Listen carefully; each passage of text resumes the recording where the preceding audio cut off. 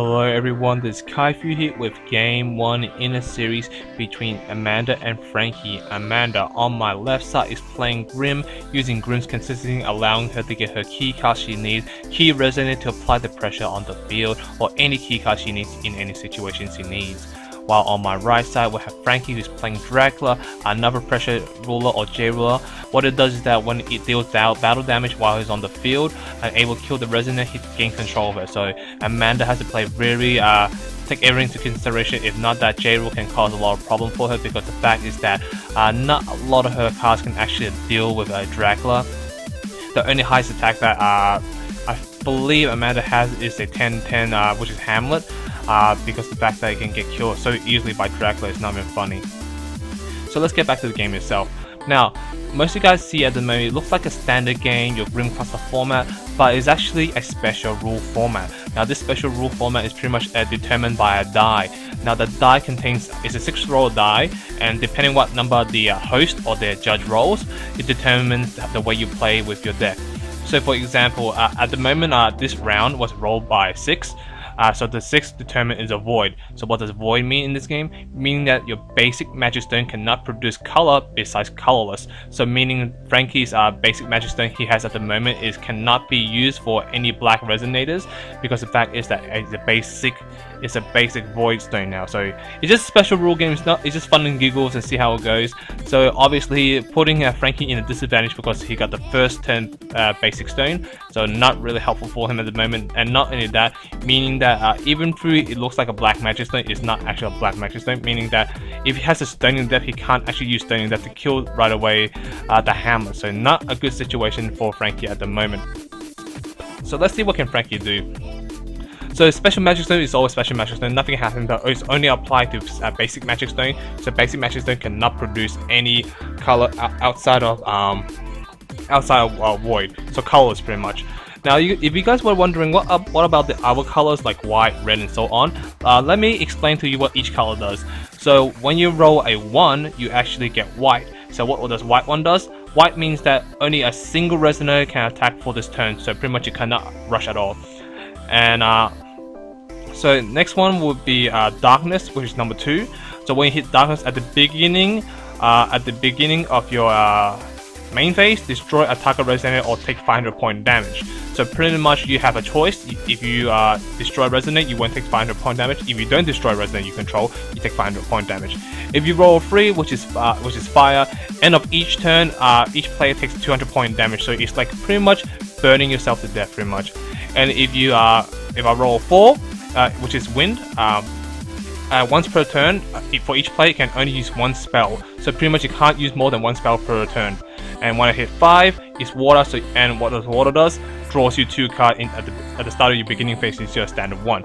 So pretty much it's pretty fun format, but obviously that is not an actual official format. So it's just a fun format for everyone to play with. So yeah. So let's get back to the game itself, and I rambled so much I forgot I didn't see all the action at the moment. So at the moment I see that Franky has a Dracula on the field and so on, and Amanda trying to pressure Franky with using Hamlet, and because the fact that she searched for a spell that actually pumps her resident by 600 attacks to defense, that Dracula won't kill the Hamlet at all. So not putting a good situation for Franky at the moment, but he's still in a good high life point, 2,800 compared to 4,000 life point. Not too bad of a big deal, but the problem is that with the two magic stone open, Franky has to be very careful what he plays, because green means a lot of cancel spells, so such as Zeke and so on, Cake Zone, and he's tapping for another magic stone surprisingly. So meaning that he actually wants more resource to play with his cards, because he has a lot of cards in hand. It looks like he can't use any of them. So meaning this Chameleon is kind of a dead draw at the moment unless he gets the 4th magic stone on the field. So without the 4th magic stone he can't actually do anything at the moment. So passing his turn, and currently 4,000 life point compared to 2,800 life point, like I said before. From my point of view, the advantage does go to Amanda at the moment, because she does have a big resident on the field. And not only that, that big resident won't die to Dracula due to the fact that because Amanda summons Oz, and Oz search for a specific spell, and the spell is, I can't remember the spell name, but it's actually pump your resonator, a single resonator by 600 attacks into defense. So it's very high attack, high defense, so pretty much Dracula will not get over it. So attacking 1000 point damage again, putting Franky down to 1800 life point. Let's see what can Amanda do now. Amanda could drop a Kai, so I was wrong about being Hamlet the strongest resident on the field. She has a Kai on the field, and with that Kai, it has 3 counters onto her, so meaning can't attack, can't block at the moment. But the fact is that it's a 12 body, so when all this counter does get removed, it's able to let Amanda to go extra aggressive play. And oh, she actually dropped the combination with Kai and I think her name was Gwen or something. Can't remember the line. If I butcher the name, sorry guys, I'm not too familiar with the names, but what she does is that she's able to remove a counter of any resonator. It gains target attack or flying or swiftness for the turn. So meaning she removes all 3 to gain all 3 abilities, so obviously giving Kai the extra attack she needs for next turn. And Franky responds dropping 0 on the field, so meaning it's no longer flying and it's going to get blocked by 0.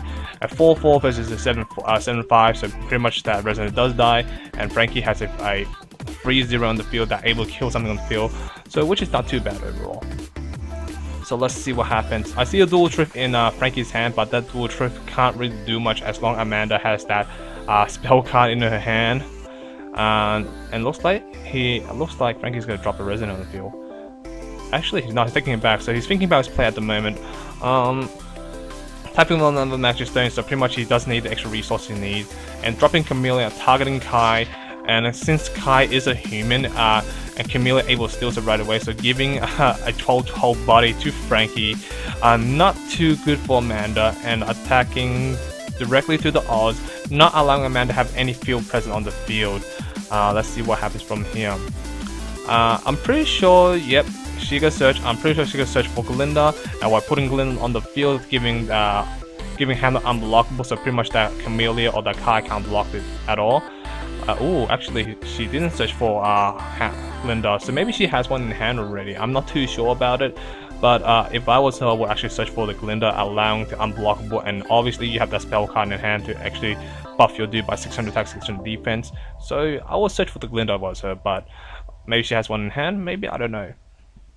And she does have an Glinda in hand, so pretty much she will have the game now because she's going to do 1000 point damage and dropping the instant spell, which is the plus 6/6, putting 1600 damage on the board, and just enough for game. Thank you for watching, thank you for listening guys, hope you guys enjoyed it. Please stay tuned for game 2.